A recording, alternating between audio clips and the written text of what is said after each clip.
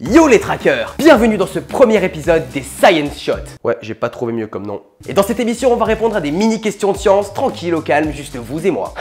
Et je me décide enfin à faire des vidéos de science. Putain, pas trop tôt. Le mec qui s'appelle Quantum, il fait pas de vidéos de science. Et pour cette première petite émission, on va commencer par répondre à la question... Oui, bravo, t'as lu le titre, c'est bien, je suis fier de toi. Les insectes peuvent-ils ressentir la douleur? Ah, je sais pas typer en fait. En effet, torturer un animal vertébré, genre un chat ou un chien... ça a d'assez grandes chances de te faire passer pour...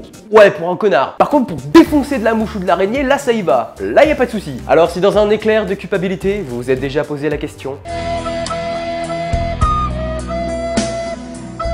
eh bien je vais me faire un plaisir d'y répondre. C'est parti. Et on va pas se mentir, pour une première émission, j'ai vraiment pas choisi une des questions les plus simples. Du coup, pour répondre au mieux, on va bien définir les mots de notre question. Bon, ouais, si t'as pas le cul d'une huître chaude et que t'as plus d'1 an et demi, tu sais ce qu'est un insecte. L'on parlera ici des mouches cloportes, cafards, guêpes, menthes religieuses, cloportes et autres joyeusetés du style que vous adorez tant. Que vous adorez tant. Comme le temps.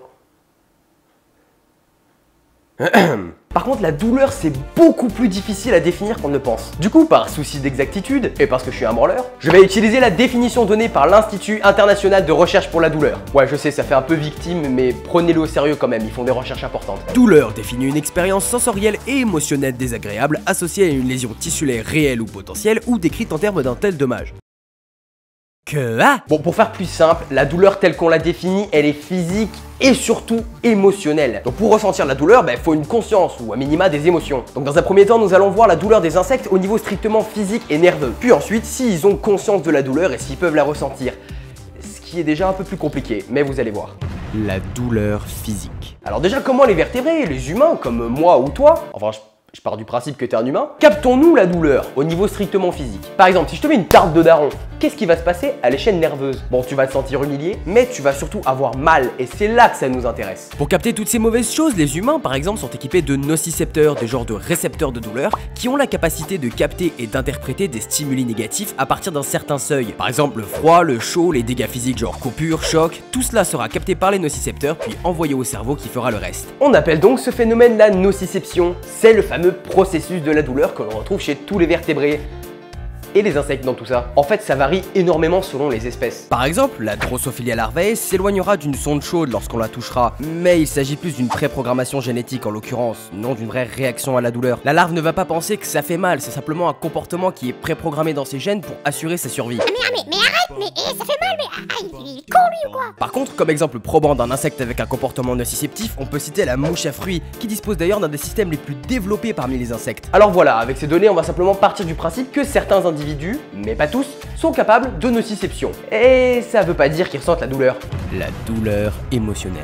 J'imagine que je suis pas le premier à vous le dire, mais la douleur, c'est beaucoup dans la tête. Et y a quoi dans la tête d'un insecte? La douleur, c'est un processus psychologique ultra complexe, qui se base sur des acquis, des expériences, de la mémoire et une analyse de la situation propre à chaque individu. J'imagine que vous l'avez remarqué notamment pour les humains, mais la douleur se base sur tellement de paramètres que deux individus de la même espèce ne la ressentiront jamais pareil. Et certains moines Shaolin et fakirs parviennent même à en faire l'abstraction la plus totale. Donc déjà, vous pouvez constater à quel point c'est galère, voire impossible, d'étalonner ça pour les humains. Alors maintenant, imaginez pour des bestioles dont on a absolument aucune idée de l'étendue de la conscience. Eh ben, c'est impossible en fait, désolé. Tu peux me le dire toi, où s'arrête la conscience et où commence l'inconscience? C'est pas une question, hein, réponds pas. Certains insectes ont une grande conscience collective, mais la conscience individuelle, et est-ce que cette conscience est suffisante pour avoir des émotions? Et est-ce que ces émotions sont suffisantes pour avoir la douleur? Ah mais je vous l'ai dit, hein, c'est le sbeul. Personne n'est d'accord. D'ailleurs, la psychologie, c'est pas du tout de mon ressort, c'est pour ça que je vous incite à vous faire votre propre avis sur la question et à mener vos petites recherches. Du coup, pour que vous fassiez bien votre avis sur la question, je vais vous exposer les 7 conditions pour qu'un individu ressente de la douleur. Pas pour qu'il y ait de la nociception, hein, pour qu'il y ait de la douleur. Souvenez-vous, c'est pas pareil. D'abord, avoir un système nerveux et des récepteurs opérationnels. Ouais, ça c'est logique. Ensuite, constater des changements physiologiques suite à un stimulus négatif. Donc une blessure ou un choc affecte ton corps. Il faut également des réflexes de protection qui visent à limiter les dégâts, genre une rétraction, un frottement de la plaie ou un auto-soin. Lorsqu'un individu blessé couvre une plaie, c'est qu'il a conscience de l'étendue des dégâts et donc cela traduit une conscience qui est nécessaire pour que ce soit de la douleur. Il faut avoir des récepteurs qui permettent l'anesthésie. Ça s'appelle des opioïdes. Et observer une réduction des effets lorsque l'individu est anesthésié. S'il est possible d'anesthésier un individu et de ainsi réduire une réaction à un stimulus négatif, c'est qu'il ressent moins de quelque chose. De quoi je vous le demande? Eh ben de douleur. Il faut également observer un compromis entre l'évitement de la douleur et d'autres motivations externes. Le point le plus crucial, la nociception ne nécessite pas de réflexion. C'est un mécanisme préprogrammé. La douleur, elle, implique la conscience et surtout la réflexion. Et ça, c'est ce qui traduit la différence entre nociception et douleur. Montrer une capacité à apprendre l'évitement de la douleur. Voilà, ça reprend un petit peu ce que j'ai dit. Si jamais il y a moyen d'apprendre à éviter, c'est qu'il y a la douleur. Et enfin, montrer une capacité cognitive élevée et de la sentience. Sentience, en gros, ça veut dire capacité à ressentir et à éprouver les choses de manière subjective. Et c'est ce dernier point qui nous embête finalement. Sachez tout de même que pour l'instant, la question n'a pas de réponse universelle et il n'existe aucune preuve irréfutable qui nous permettrait d'affirmer si oui ou non les insectes ressentent la douleur.